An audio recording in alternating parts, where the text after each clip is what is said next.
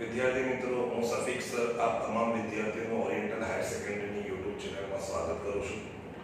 आज આપણે ધોરણ 12 આંકડાશાસ્ત્રમાં ચેપ્ટર નંબર 1 સૂચકાત્મક સૌથી મહત્વની રીત કે જે બોર્ડમાં 5 માર્ક્સમાં સૌથી વધારે પૂછાતો પ્રશ્ન હોય છે, લાસ્પેર, પાશે અને ફિશરના સૂચકાંક શોધો, એના વિશે આપણે ચર્ચા કરીશું। તો સૌપ્રથમ આપણે લાસ્પેર, પાશે, ફિશરના સૂત્રો જોઈએ કે આપણે સૂત્રો કેવી રીતે બને છે અને કેવી રીતે તમારે યાદ રાખવાના। તો મિત્રો સૌપ્રથમ અહીંયા ધ્યાન આપો।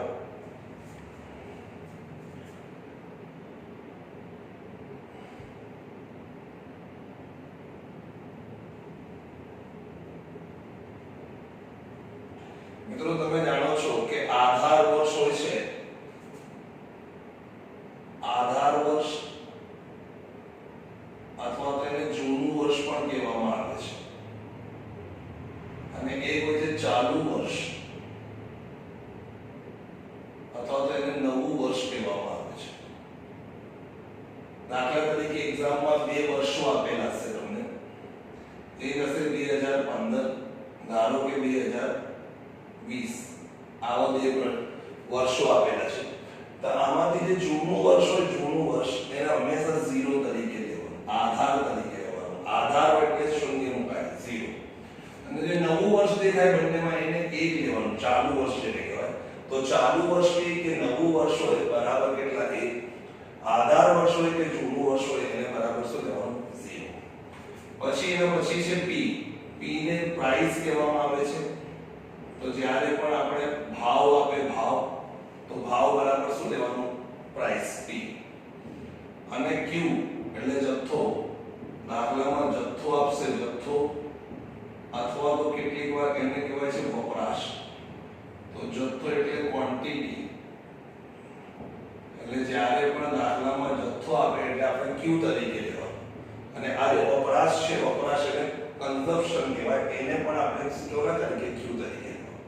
હવે દાખલામાં એમ આપશે P0, P1, P2, Q0 અને Q1। આ જે ચાર સંકેત છે એનો આપણે અર્થ સમજીએ। 0 નો અર્થ થાય છે આધાર વર્ષ, આધાર વર્ષ અને આ P છે તો એટલે એને કહેવાય આધાર વર્ષનો ભાવ, આધાર વર્ષનો ભાવ। એવી જ રીતે P1, 1 એટલે ચાલુ વર્ષ, ચાલુ વર્ષ એને મને લખાય તો ચાલુ વર્ષનો શું કહેવાય P એટલે ભાવ। એ જ રીતે Q છે, Q એટલે જથ્થો છે અને 0 છે, 0 એટલે આધાર વર્ષનો હોય એટલે આધાર વર્ષનો જથ્થો એમ લખાય ને। અને એ જ રીતે Q1, 1 એટલે ચાલુ વર્ષ, એનો શું કહેવાય જથ્થો। આ તમારે બધું બાબત યાદ રાખવાની કે ભાઈ ભાવ હોય એટલે P, જથ્થો હોય એટલે Q, જૂનું વર્ષ હોય એને કહેવાય 0, નવું વર્ષ હોય એટલે ચાલુ વર્ષ એને કહેવાય 1, અને આ બધા પરથી હવે સૂત્રો બનશે। તો આપણે પહેલું જે સૂત્ર છે એ છે લાસ્પેરનો સૂચકાંક, લાસ્પેરનો સૂચકાંક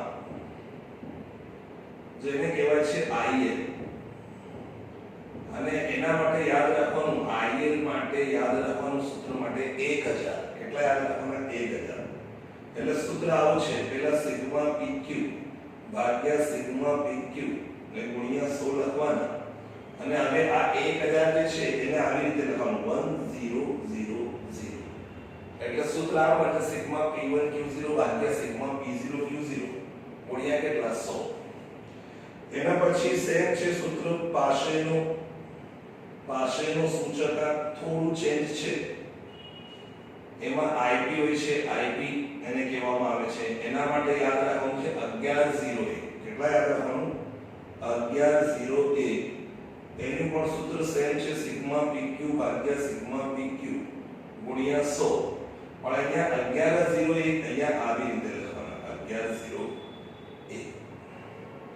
એના પછી છેલ્લું જે સૂત્ર છે એ છે ફિશરનો સૂચકાંક। તેમાં કોઈ વસ્તુ યાદ રાખવાની જરૂર નથી, ફિશરના સૂચકાંકને આદર્શ સૂચકાંક પણ કહેવામાં આવે છે. કયો સૂચકાંક? આદર્શ સૂચકાંક. તો કેટલીક વાર બોર્ડમાં પૂછાય છે ફક્ત એમ લખેલું હશે કે આદર્શ સૂચકાંક શોધો, તો તમારે એ દાખલામાં ફક્ત ફિશરનો સૂચકાંક શોધવાનો, અથવા તો પહેલા લાસ્ટ સ્ક્વેર શોધો, પાસે શોધો અને પછી ફિશર. એટલે આદર્શ સૂચકાંક કયો છે? તો ફિશરનો સૂચકાંક. તો એના બે સૂત્રો છે. પહેલા નંબર 1 આ સૂત્ર છે IF બરાબર અંડરરૂટમાં IL ગુણ્યા IP. અંડરરૂટમાં IL ગુણ્યા IP. અથવા એક મોટો સૂત્ર પણ છે, ફિશરનો એક મોટો સૂત્ર છે. જ્યારે દાખલામાં એમ કે ફક્ત કે ફિશરનો સૂચકાંક શોધો, તો તમારે આ મોટા સૂત્રથી શોધવાનું, સિગ્મા PQ ભાગ્યા સિગ્મા PQ, ફરીથી ગુણ્યા સિગ્મા PQ ભાગ્યા સિગ્મા PQ. આવી રીતે 4 વખત લખવાનું. પછી પેલામાં 1000 આ લાસ્ટ પેર વાળો છે અને આ પાસે વાળો એટલે 1101. પણ ખાસ ધ્યાન રાખજો, આ મોટા સૂત્રમાં ગુણ્યા 100 આવે છે.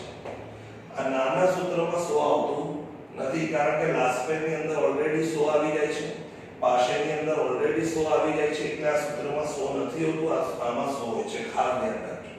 એટલે આ બંને રીતે આપણે દાખલો કરી શકાય. જો ફિશરનો સૂચકાંક કે તો પેલા આ બંને શોધ્યા હોય તો પછી આ સૂત્ર લગાવવાનું, પણ ખાલી ફક્ત ફિશરનો સૂચકાંક શોધવાનું હોય તો મોટા સૂત્રનો ઉપયોગ થશે. હવે આપણે એક ઉદાહરણ જોઈએ. મિત્રો આ એક્સ્ટ્રા દાખલો છે અને ઉપર આ રકમ આપેલી છે કે નીચેની માહિતી પરથી લાસ્ટ પેર, પાસે અને ફિશરના સૂચકાંક શોધો. તમે જોઈ શકો છો વસ્તુ આપેલી છે A B C D, એટલે 4 વસ્તુ આપેલી છે. એમાં પહેલા 2015 છે, 2019. તો તમને ખબર હોવી જોઈએ કે 2015 એ જૂનું વર્ષ છે, એટલે એને આધાર વર્ષ છે, એટલે અહીંયા 0 આવે. ને આને કેન્સલ કરીને કેટલા લખી નાખવાના? 1. નવું વર્ષ એટલે A, જૂનું વર્ષ હોય એટલે 0. આ જથ્થો છે એટલે જથ્થોને કેન્સલ કરી Q, ભાવને કેન્સલ કરી P, ફરીથી જથ્થો છે એટલે Q, ફરીથી ભાવ છે એટલે P. તો હવે આપણે સ્ટાર્ટ કરીએ, દાખલો સ્ટાર્ટ કરીએ. તો દાખલામાં સૌપ્રથમ વસ્તુ લખવાની અને કુલ વસ્તુ 4 છે, A B C D, એટલે 4 વસ્તુ લખી નાખવાની. એના પછી છે જથ્થો એટલે Q, એના પછી છે ભાવ P, ફરીથી છે Q, ફરીથી છે ભાવ. એટલે જે સિક્વન્સમાં આપેલા હોય, અહીંયા પહેલા જથ્થો છે એટલે Q લખ્યું છે, તો Q P Q P. પણ જો ધારો કે ભાવ હોય તો P પછી Q હોય, પછી P પછી Q. એટલે ધ્યાનથી જોઈને લખવાના જે હોય. આ જૂનું વર્ષ છે એટલે 00 અને આ 2020 એટલે નવું વર્ષ છે, એટલે આપણે પરથી શું લખ્યું છે? 1. જોઈ શકો છો અહીંયા 0 છે એટલે 0, અહીંયા 0 છે તો 0, અહીંયા 1, અહીંયા 1. હવે આખી રકમને આપણે કોપી કરી લઈએ. 10 5 20 50. એ જ રીતે 2 10 20 8. એના પછી છે 20 10 30 70. 5 15 30 અને 10. મિત્રો આ તો આપણે રકમ ઉતારી છે, ફક્ત રકમ ઉતારી છે. હવે આપણે દાખલાની સ્ટાર્ટિંગ કરીએ છીએ. જ્યારે પણ લાસ્ટ પેર, પાસે અને ફિશર 3 શોધવાના હોય ત્યારે તમારે અહીંયા એવી રીતે કોલમ બનાવવાના કે 4 કોલમ આવશે. કેટલા કોલમ આવશે? 4 column. PQ PQ PQ PQ. કેટલી વાર લખવાના? 4 વાર. 4 વાર લખ્યા પછી આપણે લાસ્ટ પેર માટે યાદ રાખેલું 1000. કેટલું યાદ રાખેલું? લાસ્ટ પેર માટે કેટલું યાદ રાખેલું? 1000. અને પાસે માટે આપણે કેટલું યાદ રાખેલું છે? 1101. તો અહીંયા લખવાનું 1101.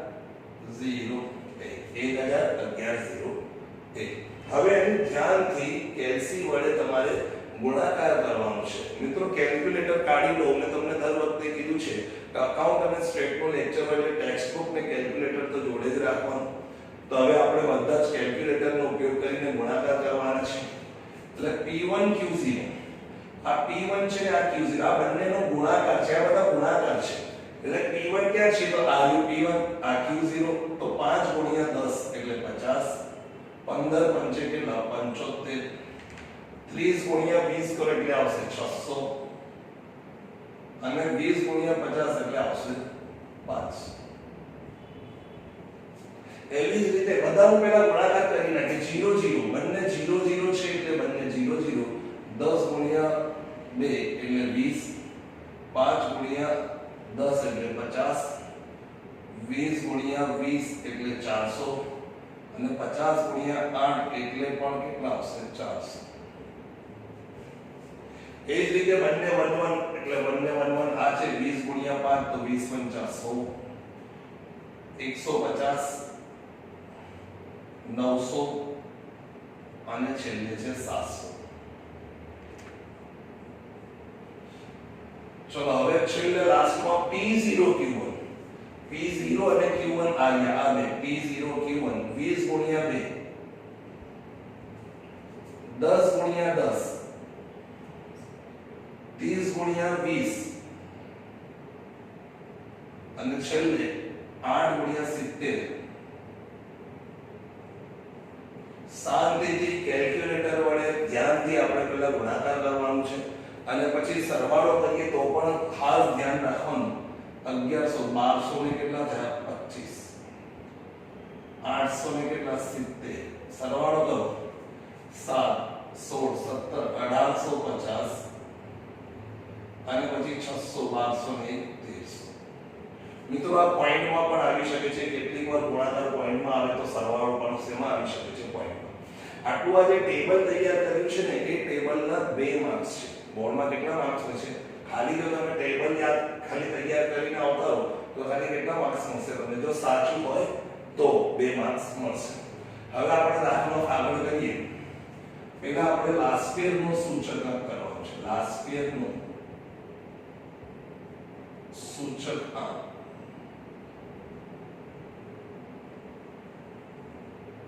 તો તમને મિત્રો સૂત્રો આવડવું જોઈએ સૂત્રો તમારે પહેલા 1000 યાદ રાખો કે સિગ્મા pq pq ને ગુણ્યા 1000 એટલે આપણે આવી રીતે લખીશું સિગ્મા pq ભાગ્યા સિગ્મા pq અને ગુણ્યા કેટલા 100 અને અહીંયા શું યાદ રાખેલું 1000 એટલે સિગ્મા p1 q0 એટલે p1 q0 નો જે સરવાળો છે એ સરવાળો છે 1200 ને કેટલા 25 એને ભાગાકાર કરવાનું છે P0 Q0 નો સરવાળો P0 Q0 એટલે બીજા નંબરનો પહેલા નંબરનો સરવાળો ભાગ્યા બીજા નંબરનો સરવાળો અને ગુણ્યા કેટલા કરી દેવાના 100 હવે તમે કેલ્ક્યુલેટરનો ઉપયોગ કરીને દાખલો ગણી શકો છો એટલે જો એમને ભાગાકાર કરશો તો 140 પોઈન્ટ કેટલા આવશે 80 140 પોઈન્ટ કેટલા 80 જવાબ આવે એટલે આના કેટલા માર્ક્સ મળી જાય 1 માર્ક્સ 2 આના 1 આના એટલે કેટલા માર્ક્સ થઈ ગયા 3 એના પછી આપણે શોધવાનું છે પાશેનો સૂચકાંક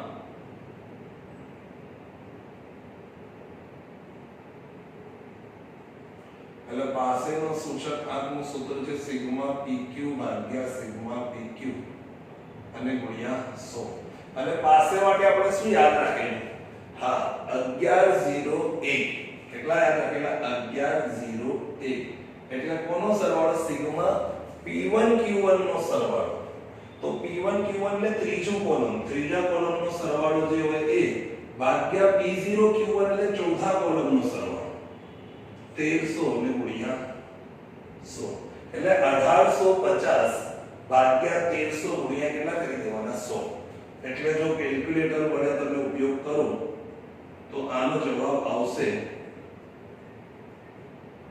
142 પોઈન્ટ ને કેટલા 31 આ ગયો લાસ્ટ આ ગયો પાશે હવે આપણે શોધવાનું છે ફિશર શું છે ફિશર નો સૂચકાંક ફિશર નો સૂચકાંક જ્યારે દાખલામાં લાસ્પેર અને પાશેના સૂચકાંક પરથી શોધવાનું હોય એટલે લાસ્પેર પણ શોધી હોય અને પાશેનો સૂચકાંક પણ શોધી હોય ત્યારે આપણે હંમેશા નાનું સૂત્રનો ઉપયોગ કરવાનો જે નાનો છે ને IL બરાબર અંડરરૂટમાં IL ગુણ્યા શું IL એટલે IL એટલે કેટલા 140.31 પોઈન્ટ કેટલા છે 80 છે અને આ 142 પોઈન્ટ કેટલા છે 31 જે જવાબ આવે આ 140.80 છે તો અહીંયા લખવાના આ 142.31 છે તો અહીંયા મિત્રો તમે કેલ્ક્યુલેટર વડે ગુણાકાર કરી શકો છો હવે આ બંનેનો ગુણાકાર કરવાનો છે આ બંનેનો શું કરવાનું છે ગુણાકાર તો કરો કેલ્ક્યુલેટર વડે ગુણાકાર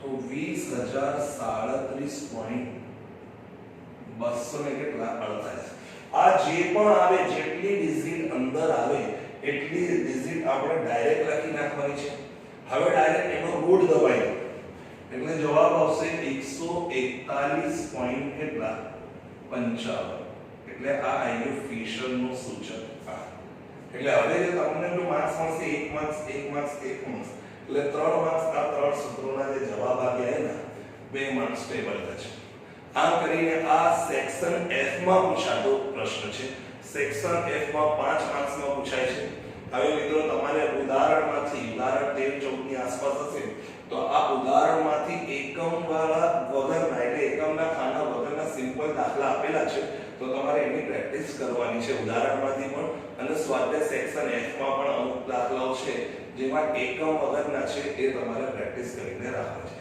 હવે નેક્સ્ટ વિડિયોમાં આપણે એકમ વાળી રીત જોઈશું કે લાસ્ટ પેજ પાસે ને ફિશરના સૂચકાંકમાં એકમ વાળી એટલે ખાનું આપેલું હોય તો એને કઈ રીતે ઉકેલ લાવવાનું એ આપણે જોઈશું અને તમારે આ ત્રણેય સૂત્રો કેટલી વાર 5 વાર લખીને યાદ કરવાનું છે ત્યાં સુધી બાય